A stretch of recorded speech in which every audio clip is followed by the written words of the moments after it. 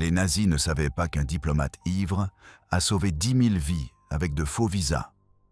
Chiune Sugihara, 31 juillet 1940, 3h47 du matin, au consulat du Japon, Kaunas, Lituanie.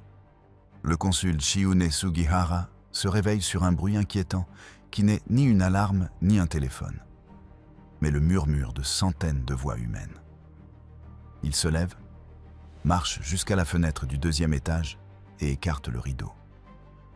Ce qu'il voit lui coupe le souffle. La rue devant le consulat est noire de monde. Des centaines, peut-être un millier de juifs polonais, des familles entières, des enfants dans les bras, des vieillards appuyés sur des cannes. Tous fixent sa fenêtre. Tous attendent.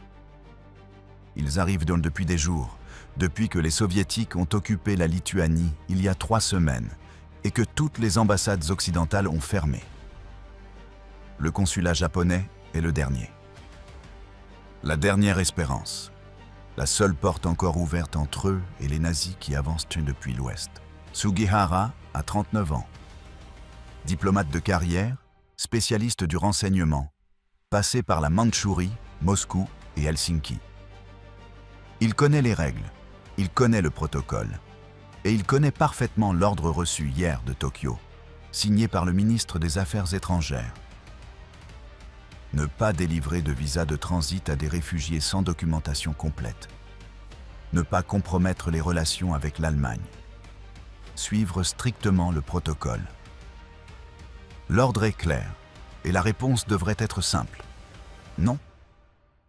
Mais Sugihara regarde les visages dans la rue. Une mère serrant son bébé, un vieux rabbin, des enfants qui ne comprennent pas pourquoi ils sont là à 4 heures du matin.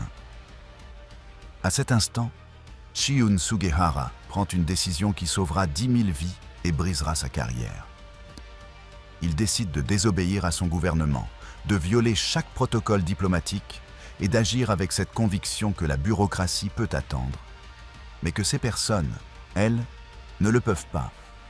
Ce que les nazis n'avaient pas compris, ce que le gouvernement japonais n'avait pas anticipé, ce qui allait changer le destin de 10 000 êtres, c'est qu'un diplomate jugé ivrogne et peu fiable par ses supérieurs était sur le point de devenir le Schindler japonais. Pendant les 29 jours suivants, Sugihara écrira des visas 18 heures par jour, jusqu'à ce que sa main enfle au point de ne plus pouvoir se fermer. Sa femme Yukiko préparera du café sans cesse et massera ses doigts engourdis. Et quand les Soviétiques finiront par l'expulser de Lituanie, il continuera d'écrire des visas par la fenêtre du train en marche, les lançant à des mains désespérées sur le quai. Voici l'histoire de la façon dont un diplomate ivre a sauvé 10 000 vies avec des visas faux. Chapitre 1. Le diplomate problématique Chiune Sugihara naît le 1er janvier 1900 à Yaotsu, dans la préfecture de Gifu, au Japon, fils d'un médecin de la classe moyenne. Sa famille s'attend à ce que Chiune fasse médecine, mais lui a d'autres projets. En 1919, contre la volonté de son père, Sugihara réussit les examens du ministère japonais des Affaires étrangères avec un score presque parfait.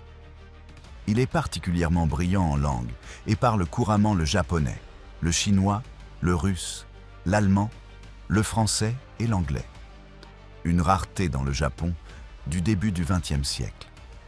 Son premier poste est celui de vice-consul à Harbin, en Mandchourie, en 1924, à 24 ans.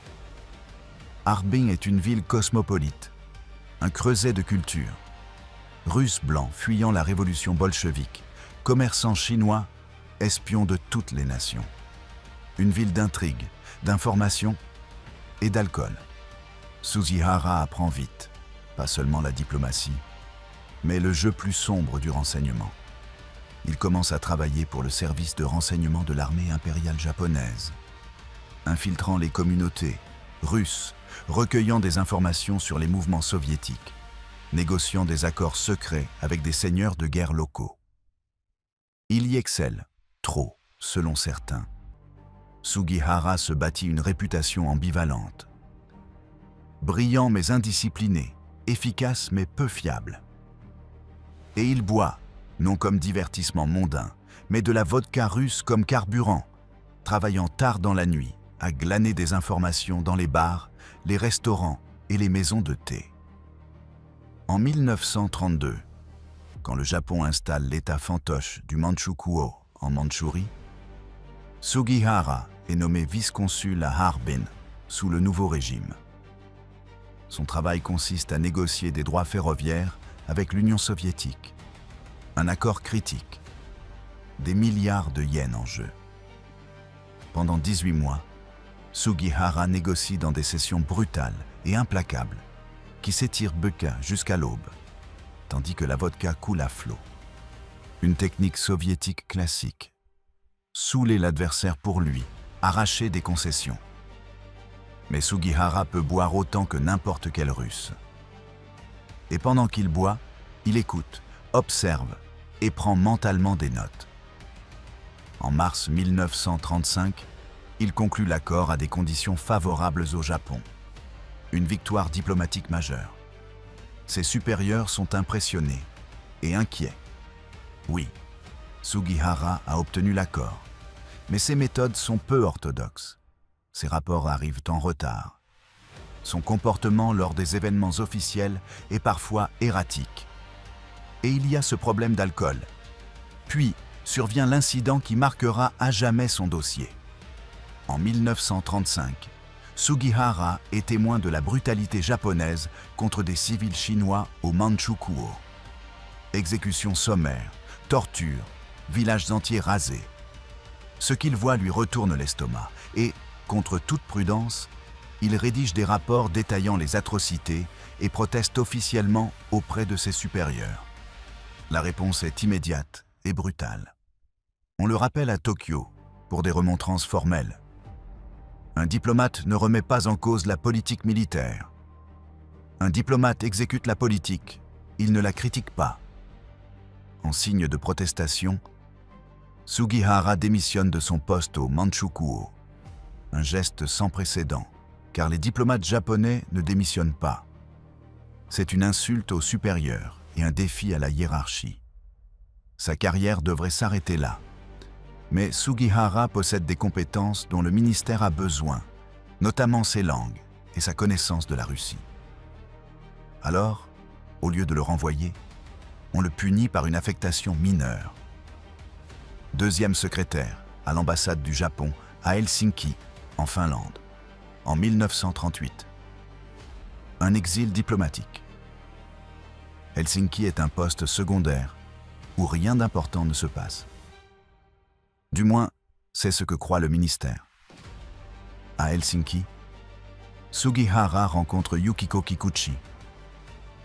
Elle a 23 ans, lui 38, lorsqu'ils se marient en 1939. Yukiko est atypique pour une femme. Japonaise de l'époque. Instruite, indépendante, prête à questionner les conventions. Parfaite pour Sugihara. Quand la guerre d'hiver éclate entre la Finlande et l'Union soviétique en novembre 1939, Sugihara est idéalement placé. Il parle russe et finnois, il connaît le renseignement soviétique et il commence à collecter des informations cruciales sur les capacités militaires soviétiques. Ces rapports impressionnent Tokyo. Peut-être Sugihara n'est-il pas une cause perdue, finalement. En mars 1940, il reçoit une nouvelle affectation.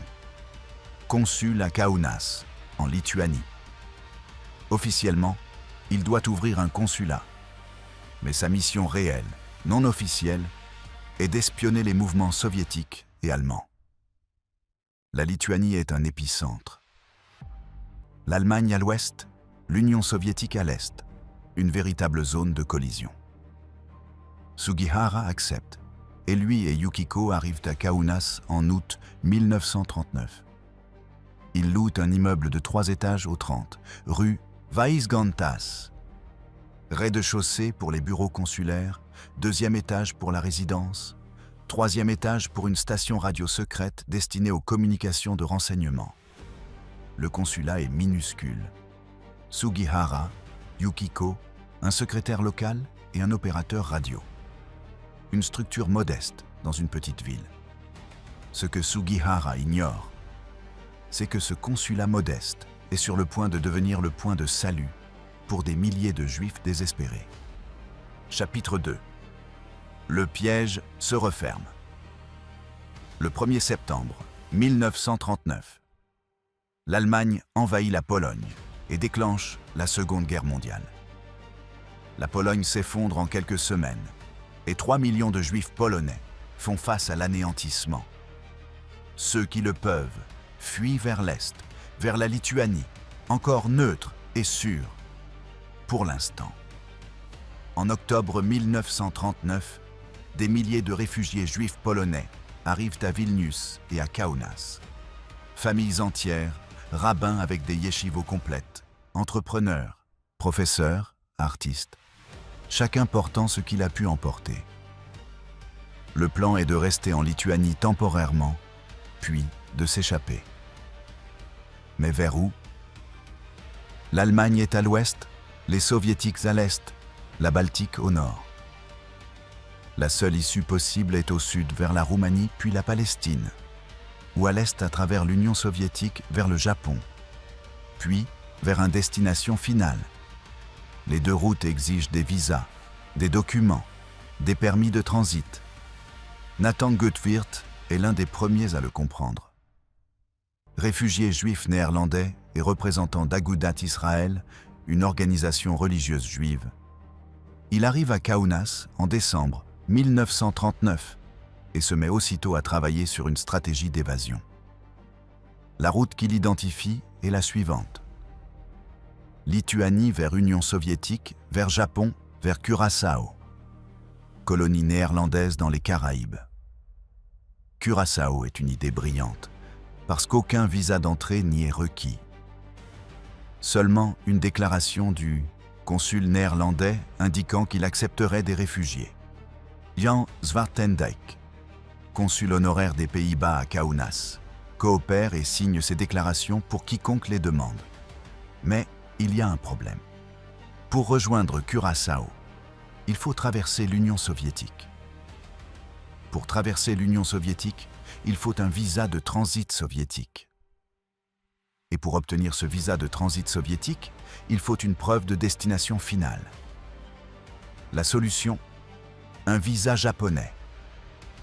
Avec un visa japonais et une déclaration pour Curaçao, les Soviétiques délivrent le visa de transit. On traverse la Sibérie par le transsibérien, on arrive à Vladivostok, on prend un bateau pour le Japon, puis on continue vers Curaçao. En théorie, c'est parfait. En pratique, un obstacle colossal subsiste. Le Japon ne délivre pas de visa à des réfugiés sans documentation complète, passeport valide, preuve de fonds, destination confirmée et billets achetés. La plupart des réfugiés n'ont rien de tout cela. Beaucoup ont fui avec les vêtements qu'ils portaient. Alors, ils commencent à se présenter au consulat japonais. Au début, ils sont peu nombreux, 5 à 10 personnes par jour, en juillet 1940, demandant audience, expliquant leur situation, suppliant pour un visa. Sugihara les écoute, recueille des informations, mais ses mains sont liées. Les règles sont claires. Sans document complet, pas de visa. Il envoie des télégrammes à Tokyo pour demander d'assouplir les exigences. La réponse est immédiate et tranchante. Négatif. Suivre strictement le protocole. Ne pas compromettre les relations avec l'Allemagne. Le Japon et l'Allemagne ont signé le pacte tripartite en septembre 1940 et sont alliés. Tokyo ne veut pas provoquer Berlin en aidant des réfugiés juifs. Mais les réfugiés continuent d'arriver, des dizaines, puis des centaines. Le 15 juin 1940, l'Union soviétique occupe la Lituanie dans une annexion totale. Le gouvernement lituanien s'effondre et toutes les ambassades occidentales ferment. Britanniques, Français, Américains. Tous évacuent. Le consulat japonais, lui, reste ouvert. Le seul. Fin juillet, la situation est désespérée. Les Soviétiques annoncent que tous les consulats étrangers doivent fermer avant le 31 août. Après cette date, il n'y aura plus aucune sortie légale de Lituanie. Les réfugiés le savent. C'est maintenant ou jamais. Le 27 juillet 1940. Sugihara se réveille et trouve 200 personnes devant le consulat. Le lendemain, ils sont 400. Le troisième jour, plus d'1 millier bloquent la rue, se pressent contre les portes, et certains ont dormi sur le trottoir. Des familles campent sur place. Le bruit est constant. Bébés qui pleurent, voix qui supplient, prières en hébreu. Zorak Waraftig, avocat et chef des réfugiés, obtient une audience le 28 juillet. Il entre dans le bureau du deuxième étage, où Sugihara l'attend, derrière un bureau en Sandstein bois. À côté, Yukiko sert le thé. Waraftig va droit au but. Consul Sugihara, vous êtes notre dernière espérance. Si vous ne nous aidez pas, nous mourrons tous. Les nazis arrivent, et les soviétiques ne nous laisseront pas rester. Nous n'avons nulle part où aller. Sugihara répond avec honnêteté. Je comprends votre situation, mais je suis lié par les ordres. Mon gouvernement a refusé l'autorisation et je ne peux pas délivrer de visa sans accord. Waraftig ne bouge pas. Alors demandez encore. Expliquez-leur qu'il s'agit de vies humaines. Sugihara acquiesce. Je le ferai, mais vous devez comprendre que la réponse sera probablement non. Il envoie 3 télégrammes supplémentaires à Tokyo, chacun plus urgent que le précédent. Il décrit la situation, insiste sur l'humanitaire et avance que le Japon pourrait y gagner du prestige international. Les réponses sont identiques. Négatif. Ne pas délivrer de visa sans documentation complète. Ne pas compromettre les relations avec l'Allemagne. Fermer le consulat comme prévu. Sugihara est pris entre l'ordre de l'État et sa conscience. La nuit du 30 juillet, il ne dort pas. Il reste assis à son bureau, fixant une pile de demandes. Des centaines de formulaires et derrière chaque feuille, une famille, des enfants, des visages. Yukiko entre. Tu n'arrives pas à dormir? Si je désobéis à Tokyo, ma carrière est finie. On nous expulsera du service diplomatique. Nous perdrons tout. Yukiko s'assoit près de lui. Si tu ne fais rien, ces personnes vont mourir. Tu peux vivre avec ça? Sugihara regarde par la fenêtre. L'aube commence et il distingue déjà les silhouettes qui attendent dans la rue. Non, dit-il enfin. Je ne peux pas. Ce matin-là, le 31 juillet 1940, Tshune Sugihara ouvre les portes du consulat et commence à écrire des visas. Chapitre 3. 18 heures par jour. Le premier visa prend 8 minutes. Sugihara trace soigneusement chaque caractère. Nom du demandeur, date de naissance, nationalité, destination, date d'émission. Puis il ajoute sa signature. Chiun Sugihara, consul du Japon, et le sceau officiel du consulat. Il le remet à Moses Zupnik, commerçant de 32 ans venu de Varsovie.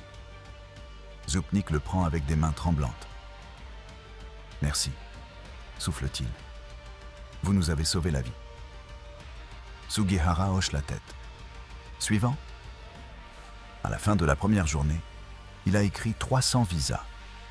Sa main lui fait mal, ses doigts sont engourdis. Mais il y a encore 1000 personnes qui attendent Mars dehors. Cette nuit-là, Sugihara et Yukiko mettent au point un système efficace. Sugihara s'assoit au bureau du rez-de-chaussée, face à la fenêtre, et les réfugiés entrent par groupe de 5. Ils présentent les papiers qu'ils ont. Sugihara vérifie les noms, écrit le visa, signe, appose le sceau, appelle le groupe suivant. Yukiko prépare du café en continu et masse les doigts de Sugihara chaque heure. Le secrétaire local, Wolfgang Gudze, organise la file dehors pour maintenir l'ordre. Il faut aller vite. Avec 1000 personnes dehors et seulement 29 jours avant la fermeture forcée, ils doivent traiter au minimum 40 personnes par heure. Sugihara simplifie radicalement. Normalement, un visa japonais exige un formulaire détaillé, une vérification de fonds, des lettres de recommandation, une confirmation de destination. Sugihara supprime presque tout. Il ne demande que le nom et le passeport, même si le passeport est expiré. Le visa qu'il délivre est un visa de transit de 10 jours, autorisant l'entrée au Japon pour 10 jours maximum, assez pour prendre une correspondance. C'est légal sur la forme, même si l'utiliser pour des réfugiés sans destination confirmée viole l'esprit des règlements. Dès le 3e jour, Sugihara a un rythme impressionnant. Un visa en 5 minutes, soit 12 par heure, environ 100 par jour, s'il ne s'arrête jamais. Mais les réfugiés continuent d'affluer, car la nouvelle se répand. Le consul japonais délivre des visas. Des gens arrivent de toute la Lituanie. Juifs polonais, lituaniens, lettons, estoniens et même quelques-uns d'Allemagne qui ont réussi à fuir. Le 5 août, 2000 personnes sont massées devant le consulat. La file contourne le pâté de maison et certains attendent 3 jours pour atteindre l'entrée. Des voisins lituaniens apportent de la nourriture, pain, soupe, eau. La communauté juive de Kaunas organise des tours pour fournir des couvertures et des installations sanitaires de fortune. Sugihara augmente encore ses heures. Il se lève à 5 heures, commence à écrire à 6 et travaille jusqu'à minuit. 18 heures par jour, 7 jours sur 7. Sa main droite enfle. Ses doigts ne se ferment plus complètement. Une crampe d'écrivain s'installe, une douleur constante du poignet jusqu'à l'épaule. Chaque soir, Yukiko masse sa main avec des onguents chauds. Chaque matin, Sugihara plonge la main dans de l'eau glacée pour réduire l'inflammation. Le 1000e visa est pour Lazar Kahan, rabbin de 68 ans qui a marché depuis Vilnius, 60 milles en 4 jours. Quand Sugihara lui remet le visa, Kahan pleure. « Pourquoi faites-vous cela ?» demande-t-il. « Votre gouvernement a dit non. Pourquoi désobéissez-vous » Sugihara répond simplement « Parce que c'est juste ». Les soviétiques remarquent l'agitation. Des officiers du NKVD apparaissent, observent de loin, prennent des notes, photographient les réfugiés. Une intimidation évidente. Les réfugiés ont peur, mais ils ne partent pas, c'est leur seule chance. Le 10 août, 2 officiers du NKVD entrent au consulat. « Consul Sugihara, votre consulat doit bientôt fermer. Pourquoi continuez-vous à travailler ?» Sugihara répond calmement « Je traite les demandes en attente. C'est mon devoir. » Il n'insiste pas encore, mais le message est clair. Le temps se termine. Sugihara accélère davantage. Au lieu d'écrire chaque détail avec soin, il invente des abréviations. Au lieu d'une signature élaborée, il la simplifie. Au lieu d'apposer le sceau sur chaque visa, il tamponne par lot de 5. La qualité chute visiblement. Les premiers visas sont de véritables œuvres de calligraphie. Mi-août, les visas sont précipités, presque illisibles, mais valides, car la signature et le sceau officiel y figurent. Nathan Gutwirth, à l'origine du plan, reçoit son visa le 12 août, mais ne part pas. Il reste à Kaunas pour aider à organiser la foule et faire en sorte que chacun ait une chance d'atteindre Sugihara.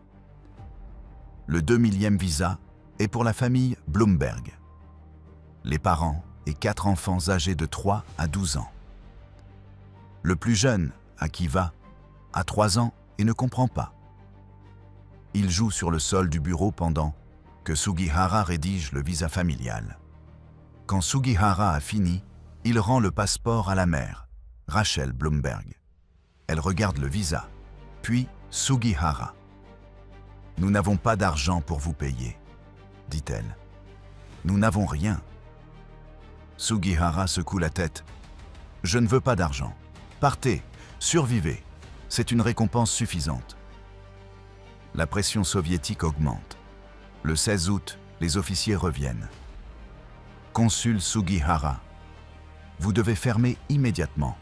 Ordre du gouvernement soviétique. Vous avez 3 jours. Sugihara acquiesce. Je comprends. Je fermerai le 19 août. Mais il n'arrête pas les visas. S'il ne lui reste que 3 jours, il écrira encore plus vite. Cette nuit-là, Yukiko trouve Sugihara endormi sur son bureau, la plume encore dans la main. Elle le réveille doucement. Tu dois te reposer. Tu vas te tuer. Il y a encore 500 personnes dehors, répond-il. Je ne peux pas me reposer tant qu'elles attendent. Yukiko ne discute pas. Elle prépare simplement encore du café.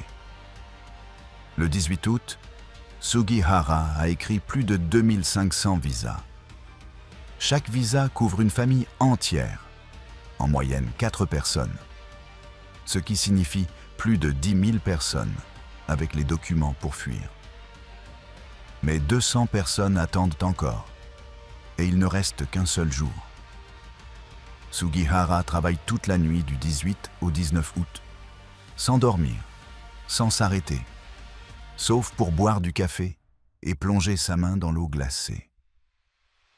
Il écrit 150 visas en 24 heures d'affilée.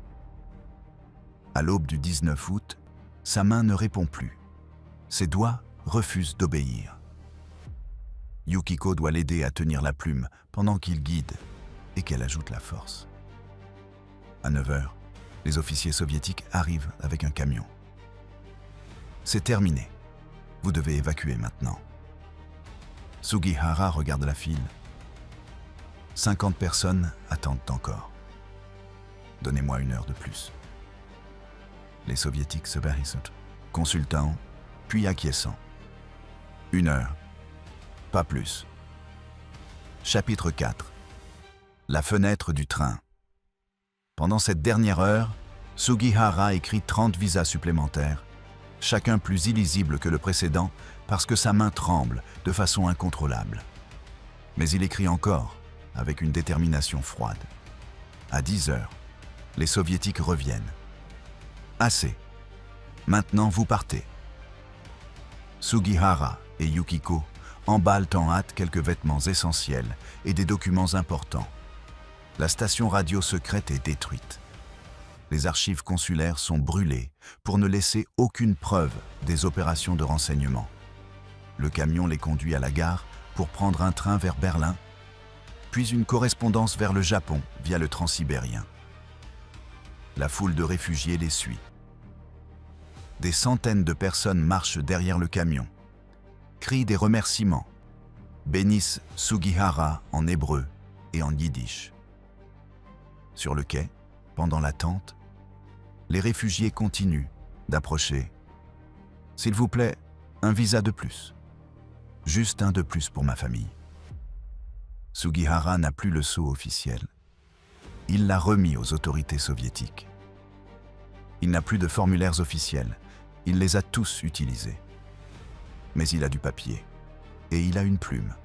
Il commence à écrire des visas à la main, sans sceau, sans formulaire, seulement sa signature sur du papier ordinaire. Techniquement, ils sont invalides. Mais il espère que les autorités japonaises les accepteront en se fondant sur son nom. Il écrit 20 visas supplémentaires sur le quai. Le train arrive. Sugihara et Yukiko montent. Le train se met en mouvement lentement. Les réfugiés courent le long des fenêtres. « Consul Sugihara, s'il vous plaît, encore un !» Sugihara ouvre la fenêtre du compartiment. On lui passe des passeports. Il plaque le papier contre la fenêtre, utilise le cadre comme bureau improvisé et écrit un visa tandis que le train prend de la vitesse. Il termine et le jette par la fenêtre. Des mains désespérées l'attrapent. Un autre passeport vole jusqu'à lui. Sugihara écrit encore puis jette encore. Le train accélère. Les réfugiés courent plus vite, tentent de suivre. Sugihara écrit 3 visas de plus et les lance par la fenêtre comme des confettis de salut. Finalement, le train va trop vite. Les réfugiés ne peuvent plus suivre. Sugihara se penche à la fenêtre, voit la foule rapetisser au loin et lève la main pour un dernier adieu. Puis, il s'effondre sur le siège. Sa main droite a doublé de volume. Ses doigts sont figés en position d'écriture. Il ne peut plus les ouvrir. Yukiko enveloppe sa main dans des serviettes humides. « C'est fini », murmure-t-elle. « Tu as fait ce que tu pouvais. » Sugihara ferme les yeux. Ce n'était pas assez. Il restait encore des gens. « Tu en as sauvé des milliers », répond Yukiko. « Personne n'aurait fait autant. » Voy a continuar exactamente donde lo dejé. Capítulo 5. Y terminar hasta el final, manteniendo el tono y la estructura del texto original. Chapitre 5. Le prix de la désobéissance. Sugihara arrive à Bucarest, en Roumanie, en décembre 1940, pour sa nouvelle affectation de consul. Mais l'atmosphère est totalement différente. Ses collègues diplomates le traitent avec une froideur tranchante.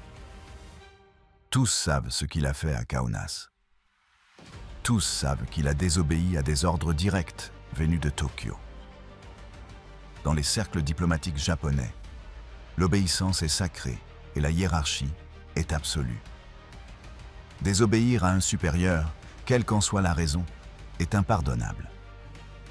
Sugihara reçoit une réprimande officielle en janvier 1941. Dossier permanent, mention négative dans son registre, promotion future bloquée. Mais il continue à travailler. À Bucarest, il collecte du renseignement sur les mouvements allemands et soviétiques avec des rapports de grande qualité. Tokyo apprécie les informations, même s'il ne l'apprécie pas, lui.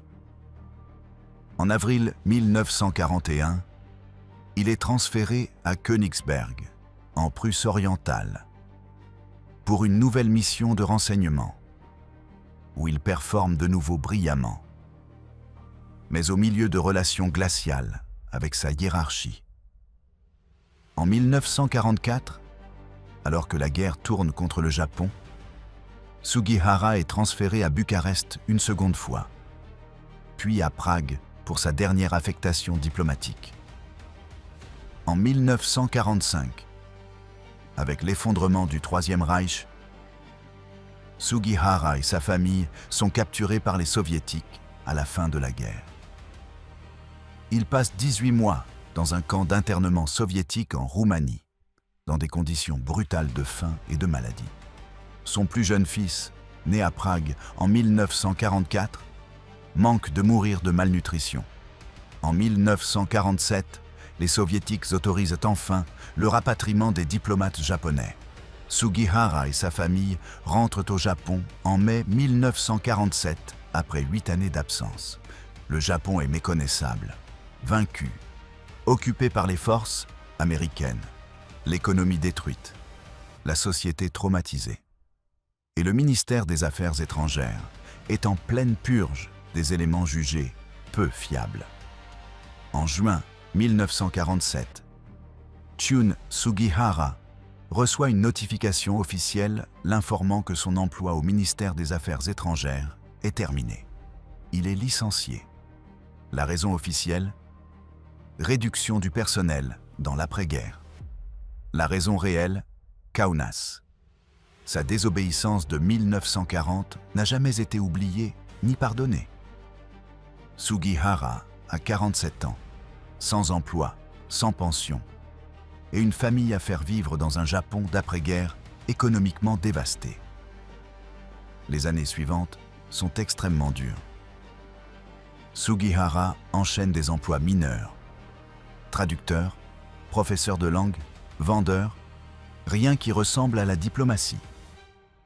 Aucune institution gouvernementale ne l'embauche, parce que le stigmate de la désobéissance le suit comme une ombre. Yukiko aussi travaille comme elle peut. couture, ménage. La famille vit modestement dans un petit appartement à Tokyo. Les enfants demandent « Pourquoi papa n'a pas un bon travail? Pourquoi sommes-nous pauvres ?» Yukiko explique avec précaution « Ton père a fait quelque chose de très courageux. Il a sauvé beaucoup de vies, mais son gouvernement ne l'a pas compris. Sugihara, lui, ne regrette jamais.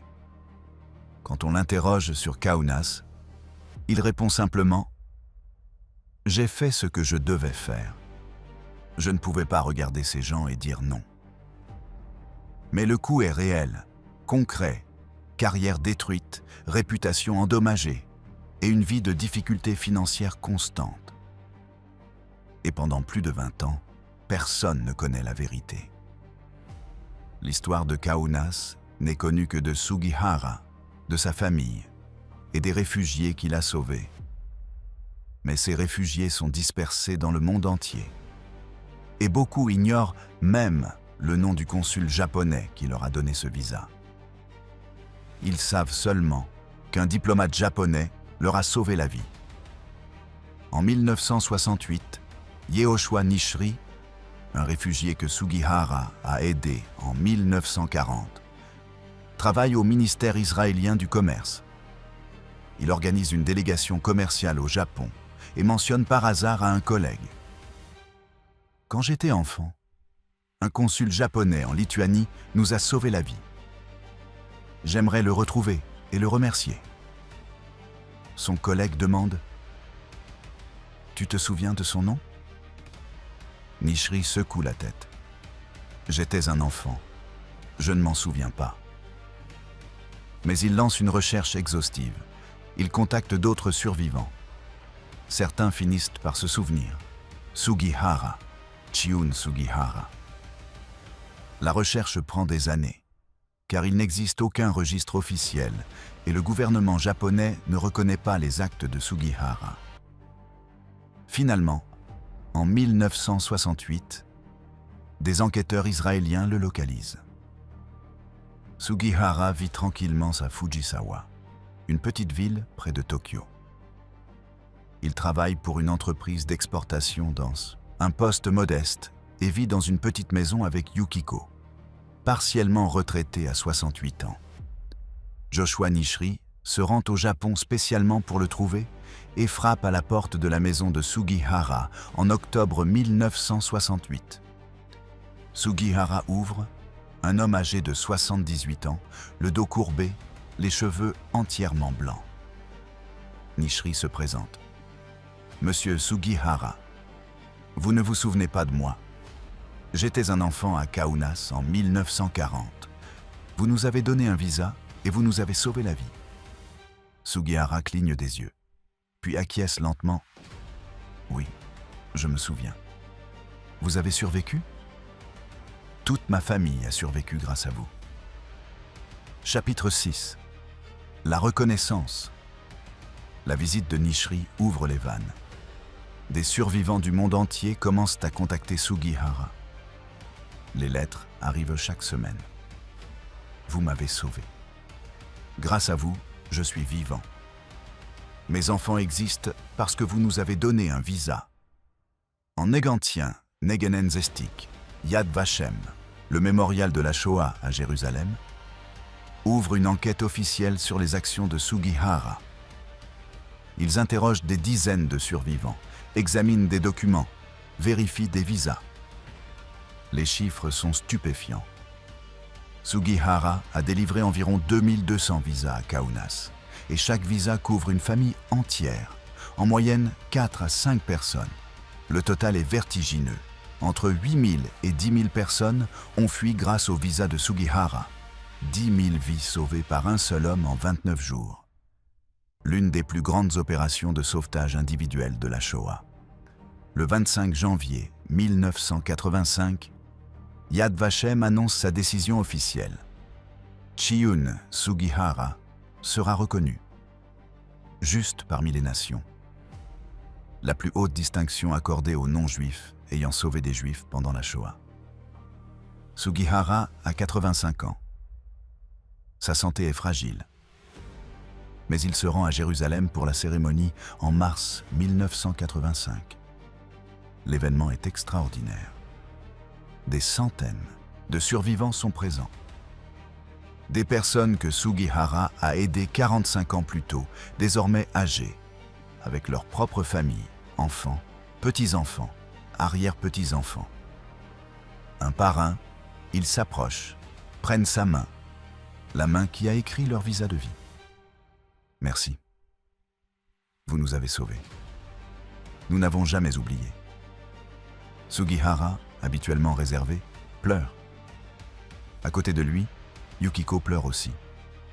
Lors de la cérémonie, Moshe Beitzky, survivant de la Shoah et président du comité de Yad Vashem, déclare « Tune Sugihara a tout risqué pour sauver des vies. Son gouvernement lui a ordonné d'arrêter et il a continué. Sa carrière a été détruite et il n'a pas regretté. Aujourd'hui, 10 000 personnes et leurs descendants doivent de leur vie à cet homme. Nous estimons que plus de 40 000 personnes vivantes aujourd'hui descendent de réfugiés que Sugihara a aidés. 40 000 personnes existant parce qu'un diplomate a désobéi. Un arbre est planté en son honneur dans le jardin des justes à Yad Vashem. Un petit olivier. Sugihara effleure les feuilles doucement. La reconnaissance internationale suit. Articles dans la presse mondiale, documentaires, livres. L'histoire du diplomate japonais qui a sauvé 10 000 juifs devient mondialement connue. Mais au Japon, le gouvernement reste silencieux. Aucune reconnaissance officielle, aucune réhabilitation. Le ministère des Affaires étrangères ne commente pas. C'est une honte nationale. Héros international, paria dans son propre pays. Finalement, en octobre 2000, 60 ans après Kaunas, le gouvernement japonais émet une excuse officielle à titre posthume. Ils reconnaissent que le licenciement de Sugihara fut injuste et reconnaissent lui son courage et son humanité. Trop tard. Sugihara est mort 14 ans plus tôt, en 1986, à l'âge de 86 ans, sans jamais entendre l'excuse de son gouvernement de son vivant. Mais son héritage, lui, demeure. En 1992, un monument est érigé à Kaunas, sur le site de l'ancien consulat japonais. En 2001, le bâtiment devient un musée dédié à Sugihara et reçoit des milliers de visiteurs chaque année. Au Japon, les écoles commencent à enseigner l'histoire de Sugihara et une nouvelle génération apprend l'existence de ce diplomate qui a défié son propre gouvernement pour sauver des vies. Le fils de Sugihara, Nobuki, devient l'ambassadeur non officiel de l'histoire de son père. Il voyage dans le monde entier pour donner des conférences. Mon père m'a appris qu'il existe des choses plus importantes que la carrière ou le statut, l'humanité commune et la valeur d'une vie. En 2017, des chercheurs compilent une liste de survivants connus des visas de Sugihara. Ils identifient 1800 noms vérifiés, mais estiment qu'au moins 6000 autres ont fui avec ces visas, beaucoup sans documents ayant survécu, et leurs descendants. En 2020, des estimations conservatrices suggèrent que plus de 100 000 personnes vivantes descendent de réfugiés que Sugihara a aidés. 100 000 personnes, des familles entières, des générations complètes. Tout cela parce qu'un diplomate a décidé que les ordres du gouvernement n'étaient pas plus importants que des vies humaines. Chapitre 7. L'héritage des visas faux. Les visas de Sugihara n'étaient pas techniquement des faux. C'étaient de vrais visas, émis par un consul japonais habilité, avec une signature authentique et un sceau officiel. Mais ils violaient le protocole, contournaient les exigences et étaient délivrés à des personnes sans documents complets, sans preuve de fond, sans destination confirmée. Dans ce sens, ils étaient faux dans l'esprit, même s'ils restaient légaux dans la forme. Et cette ambiguïté les rendait géniaux. Les autorités japonaises dans les ports ne pouvaient pas les rejeter facilement. Ils portèrent la signature d'un diplomate officiel japonais. Ils étaient techniquement valides, même si moralement et administrativement impossibles. La plupart des réfugiés munis des visas de Sugihara ne restent au Japon que quelques jours ou quelques semaines. Le Japon ne veut pas d'eux à long terme, mais ne les déporte pas activement non plus. Un vide bureaucratique existe, un espace où des réfugiés peuvent survivre temporairement. Beaucoup vont à Shanghai, en Chine, une ville ouverte qui n'exige pas de visa d'entrée. En 1941, plus de 20 000 réfugiés juifs vivent à Shanghai, et certains sont arrivés avec des visas de Sugihara. D'autres partent vers les États-Unis, l'Australie, la Palestine, utilisant le visa japonais comme tremplin. Ce n'est pas une destination finale. C'est une porte de sortie. Nathan Goodwirth, qui a conçu la route initiale, survit à la guerre et s'installe au Canada. En 1985, il témoigne lors de la cérémonie à Yad Vashem. Sans Sugihara, mon plan n'aurait pas fonctionné. Les visas japonais étaient la pièce critique. Il l'a compris et il a tout risqué pour que cela fonctionne. Jan Zwartendijk, le consul néerlandais qui a fourni les déclarations pour Curaçao, est lui aussi reconnu juste parmi les nations en 1997. Mais son rôle reste secondaire. Sans les visas japonais de Sugihara, les déclarations de Curaçao étaient complètement inutiles. Zorach Warhaftig, l'avocat qui a supplié Sugihara, survit à la guerre et devient une figure politique importante en Israël. Ministre des Affaires religieuses de 1961 à 1974. Il n'oublie jamais Sugihara et écrit dans ses mémoires : « J'ai rencontré beaucoup d'hommes courageux dans ma vie, mais aucun comme Sugihara. Il n'avait rien à gagner et tout à perdre. Pourtant, il a aidé. » Moses Zupnik, le premier à recevoir un visa, émigre aux États-Unis et s'installe à New York, où il travaille comme comptable. Il a 3 enfants et 8 petits-enfants. En 2003, à 95 ans, il se rend au Japon spécialement pour visiter la tombe de Sugihara. Il dépose une petite pierre sur la stèle, selon la tradition juive. « Merci pour ma vie », murmure-t-il. La famille Bloomberg, parents et 4 enfants, arrive au Japon en octobre 1940 et reste 2 mois à Kobe.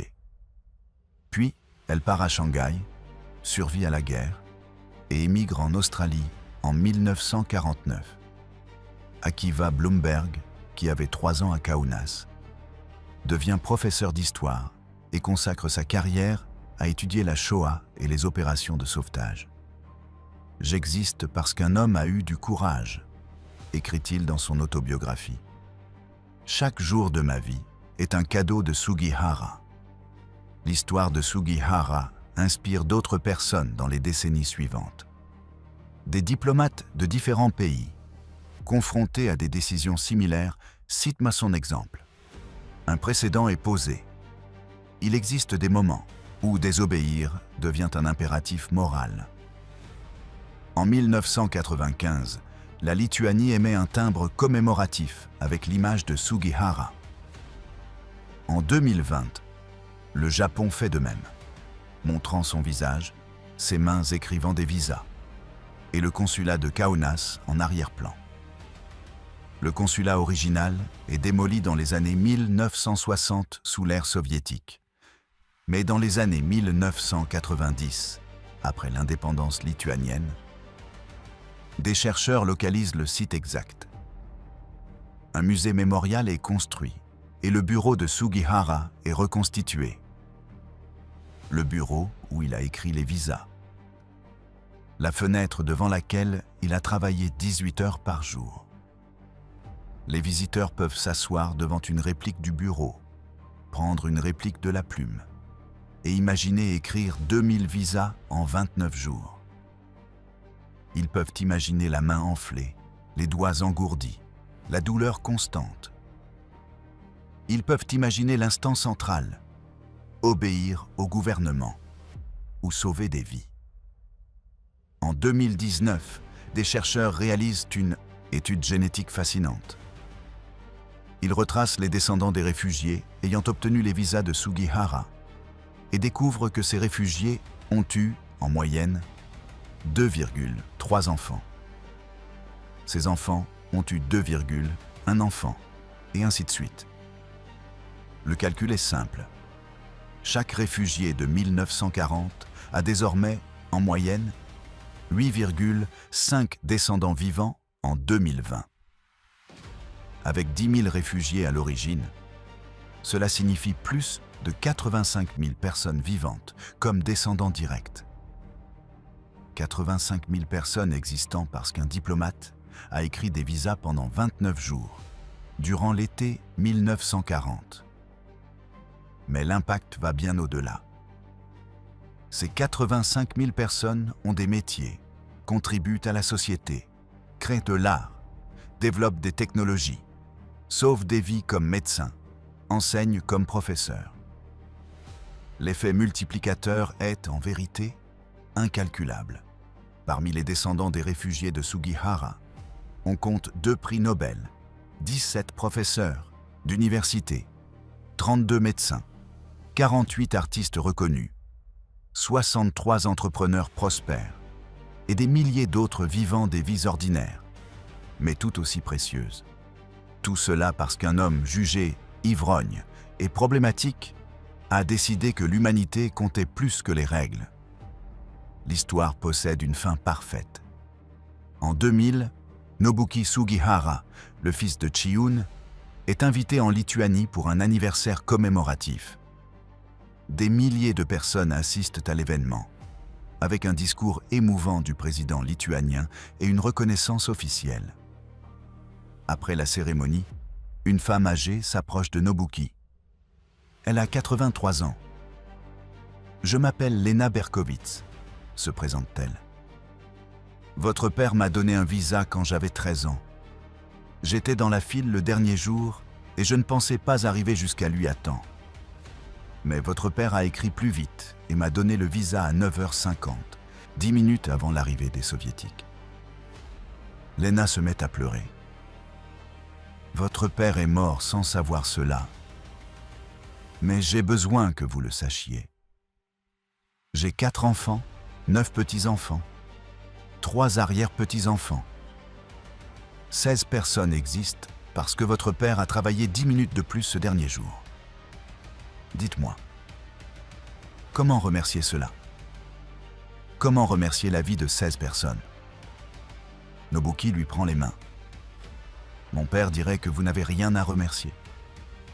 Seulement vivre, vivre bien, cela suffit comme gratitude. » Les nazis ne savaient pas qu'un diplomate soi-disant ivrogne sauvait 10 000 vies avec des visas faux. Le gouvernement japonais n'a pas voulu le savoir. Le monde ne l'a pas su pendant 40 ans.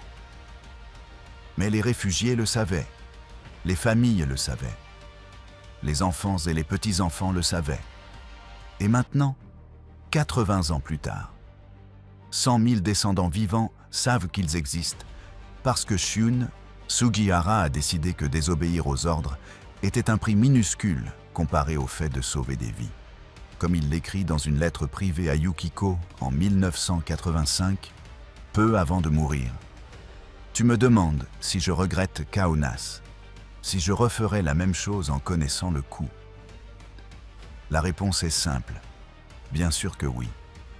J'ai perdu ma carrière, mais j'ai gagné quelque chose de plus précieux. La paix de savoir que, quand cela comptait, j'ai fait ce qui était juste. Les nazis n'ont jamais su. Mon gouvernement n'a jamais compris. Mais les personnes que j'ai sauvées le savent. Leurs enfants le savent. Et cela suffit. Chiune Sugihara meurt le 31 juillet 1986. Exactement 46 ans après le jour où il a commencé à écrire des visas. Sa tombe à Kamakura, au Japon, reçoit constamment des visiteurs. Des descendants de réfugiés venus du monde entier, qui déposent des fleurs, posent des pierres et murmurent des remerciements. Les nazis ne savaient pas qu'un diplomate ivrogne avait sauvé 10 000 vies avec des visas faux. Mais Shun Sugihara l'a fait. Et un siècle plus tard, 100 000 personnes vivent pour en apporter la preuve.